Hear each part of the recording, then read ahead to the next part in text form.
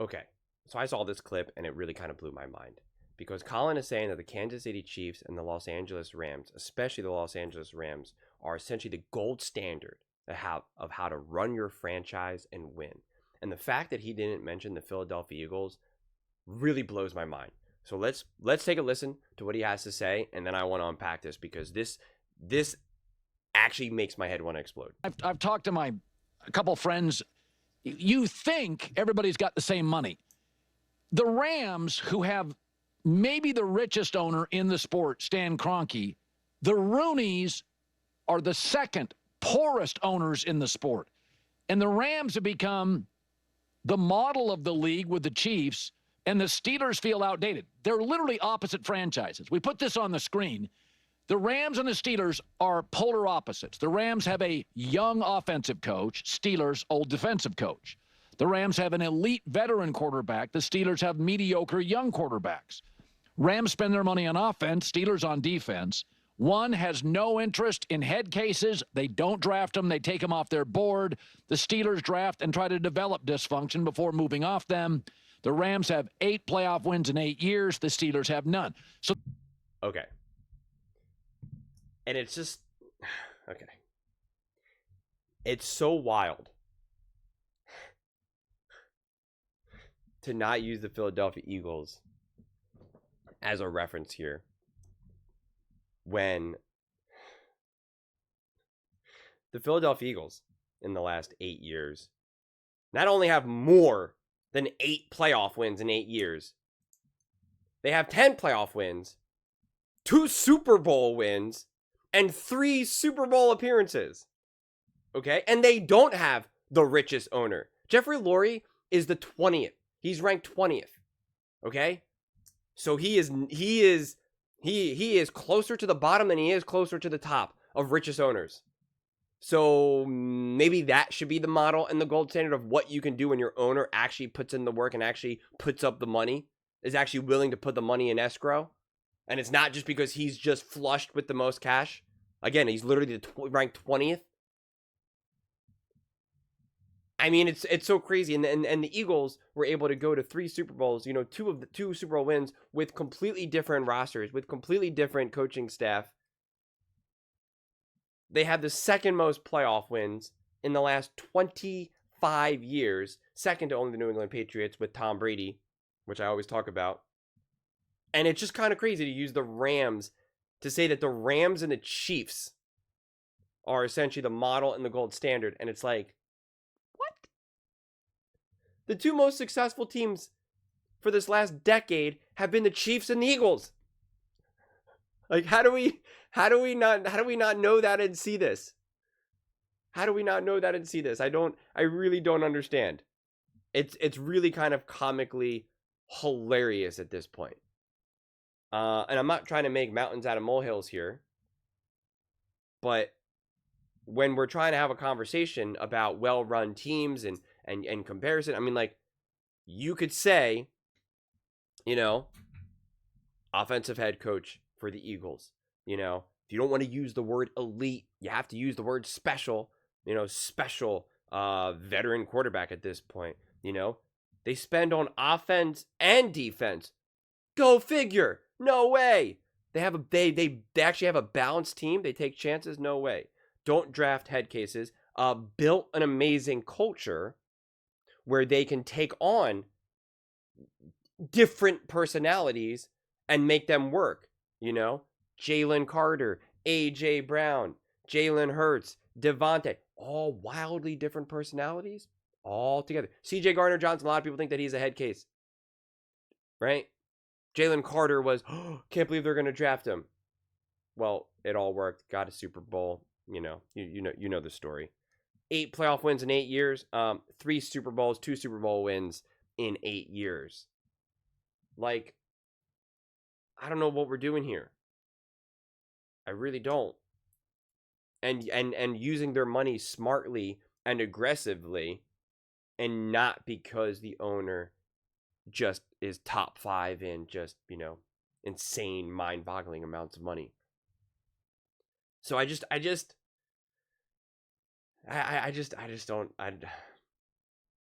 I get I get an LA bias, and maybe it's because I'm not rich and famous. But I lived in out west. I spent a tremendous amount of time in LA, San Diego, sometime in San Francisco. Now, to be fair, again, I was not living that rich life. I am far from rich. Especially living out there because it is hard out there. That is for real. But I was around it. I saw it. And I get why there can be some sort of bias out west, because it does have a lot to offer. But this idea that everything is just automatically better out west, I just don't see it that way. I really don't. There was a lot that I loved out there. There really was, especially the weather, which is it is a real effect, right? I mean, it is pretty cool to have it be like November and it's just sunny out. Like it's a cool thing that you never have to plan around the weather in life. But beyond that, to just automatically be like, well, everything's just better out west just because, I just do not find that to be true at all.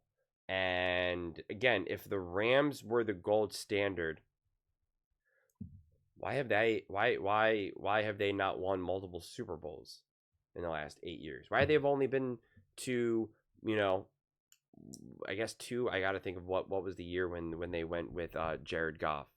Yeah, that was within that timeline where they scored an electric 3 points in the Super Bowl. That was a very fun Super Bowl to watch. I enjoyed it. Yeah. I mean, I don't know. And again, to be fair, I think the Rams are a great organization. I praise the Rams all the time. I think Sean McVay is an unbelievably amazing coach. I think he's elite and special. And I think Stafford is elite. And I do love the decisions that the Rams make and the teams that they've built. So I am in no way downplaying the Los Angeles Rams at all.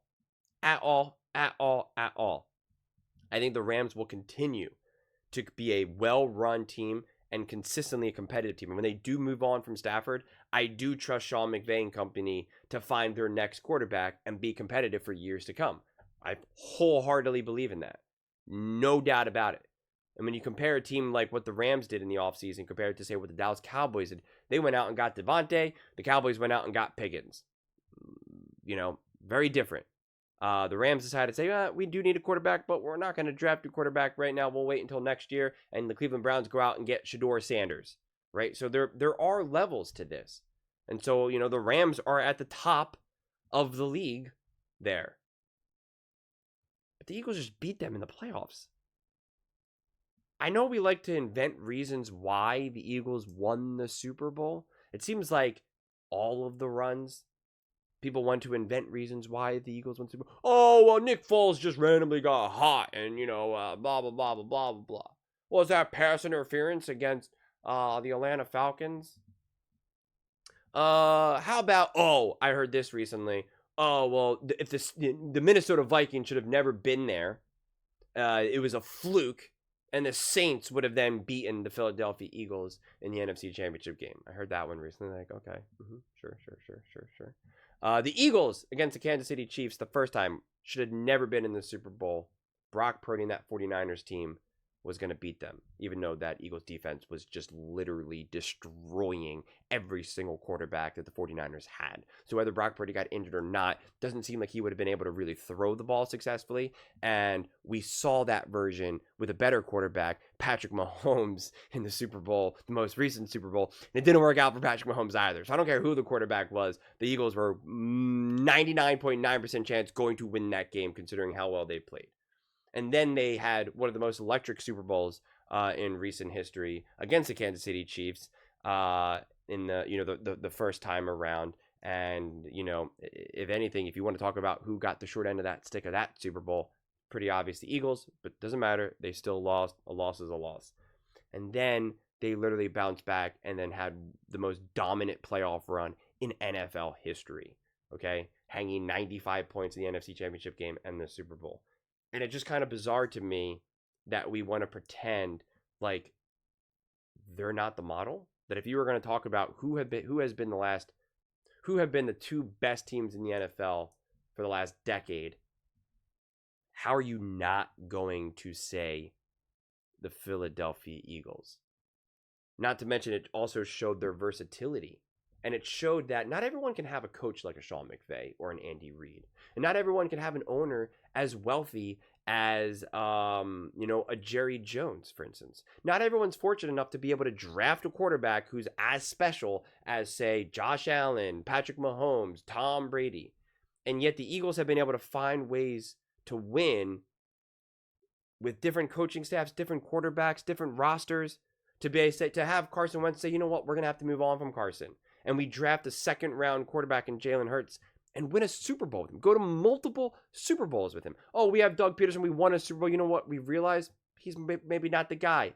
And then they move on and get Nick Sirianni. They have two awesome coordinators that they lose because they're so great to head coaching jobs. And they hire two new, coordinators.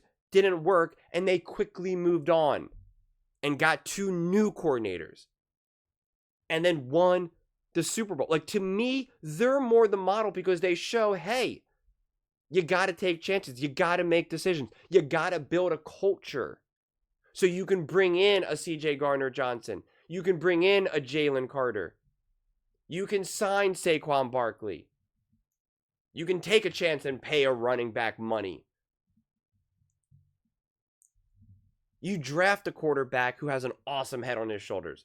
And make no mistake about it, I can't wait for this to happen because I will point to it when it does. If you think Jalen Hurts is asking for the world for his next contract, I guarantee you he does not. I guarantee you he takes a team-friendly deal. Dude's already been to 2 Super Bowls and he knows. And he's already gotten a ton of money. So they've been the gold standard. And to say otherwise is kind of insane. And honestly, I don't even know if you could say that the Chiefs have been above the Eagles because the Chiefs have Andy Reid and Patrick Mahomes. That's a heck of a duo. Let me see them win a Super Bowl without Andy Reid and Patrick Mahomes. Let me see that. Because I haven't. I've seen the Philadelphia Eagles do it. I mean, Nick Wright even admitted that essentially. Not about the Eagles, but he said, listen, I don't know how good of an owner and how truly well run the Chiefs are. He's like, they got Andy Reid, which was a great call, and they were able to draft Patrick Mahomes. He's like, once those guys move on, he's like, they're like, I don't know. You know, who's going to be the next quarterback? Who's going to be the next coach? Will they be able to win? We actually genuinely do not know that answer. That's just the fact. That's just the reality. There's one thing that we do know about the Philadelphia Eagles is that they're the only team in the last 8 years, last decade, in the last pretty long stretch, that they were able to win a Super Bowl with 2 completely different quarterbacks and coaching staff. That is truly remarkable. And it was against the 2 goated elite franchises of the era. We know, even though Eagles fans might not want to admit it in this moment, we know, looking back in time, when we're 20, 30 years from now, they're going to look at the Kansas City Chiefs as like, this was the Mahomes and Chiefs era. Unless the Eagles are able to win like another 2 Super Bowls. But like, you know, we know that. That can't be that controversial. We know whatever stretch you want to look at for Tom Brady and the New England Patriots is like, that is the Tom Brady Patriots era. And the Eagles won Super Bowls against both those teams. Which again, I'm going to say this again, with completely different quarterbacks. It's one thing if they were able to draft like Peyton Manning and they had Sean McVay or, you know, whatever. Then you could say, yeah, they were able to compete against Tom Brady and that. And it's just like they did it with Nick Foles and Doug Peterson. They did it with Jalen Hurts, the second round quarterback that people were kind of like, meh, he'll be good on special teams. If you can't see the remarkability of that, and the sheer fact that it just took like smart decision making and smart moves and not boatloads of money, or like, you know, the Philadelphia Eagles being based out of Hawaii, so like everybody wants to be there.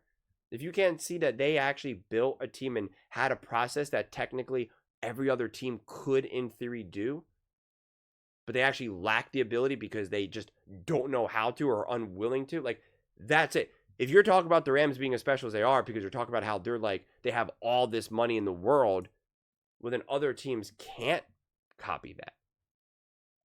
Not everyone can have, you know, Not everyone can find their elite veteran quarterback, their elite offensive head coach. There's only so many of those to go around, which is why it's all the more special to watch the Eagles, what they've been able to do. So I already made a separate video with this, talking about the Pittsburgh Steelers and all of this, and I had to use the Rams as a reference point. And the whole time I'm thinking to myself, it's like, how could he possibly say that it's the Rams and the Chiefs for the last 8 years, or the Rams are the model, when the Eagles have just been to 2 Super Bowls in 3 years, just beat the Kansas City Chiefs, the big dynasty. Colin himself called Patrick Mahomes Michael Jordan and said that the Eagles wouldn't even get into the red zone. And then the Eagles also beat the Los Angeles Rams, and yet somehow that was a fluky win because they had a bad O-line. I know how the Eagles have only beat teams with bad O-lines. I know. Because he even said that. I made a whole video about that too. The Rams, were, I forget what he said, like 1 sack away from getting to the NFC Championship game, or whatever the phrasing was. And it was like, and the Chiefs would have won that Super Bowl if it wasn't for the 2 interceptions, the fumble, and the fact that the Eagles went up, 40-6, 34-0. Like I honestly, like, I can't even keep track of how ridiculous that score was. I don't know, man. Guys, we are just 4 months away from actual games. That's it. We just got to make it another 4 months, and then we'll have real games, real conversations, real takes. We could do it. We all just got to band together. But those are just my thoughts. I'd absolutely love to hear yours. What do you guys all think about the Philadelphia Eagles not being considered the model and the top team, with the Kansas City Chiefs? Let me know in the comments below. I read every single comment. So whether you agree with me or disagree with me, either way, let's get in some discussions. Let's get in some fights. But ultimately, let's just have some fun. And please do consider subscribing. We're building an amazing community here, and I absolutely love to see you part of it. I want to build something that we all genuinely feel connected to. Something that we're really excited to be part of. I think we're on our way to doing it. And please don't forget to give this video a thumbs up, as it really does help with the visibility and the algorithm. Thank you so much. See you next time.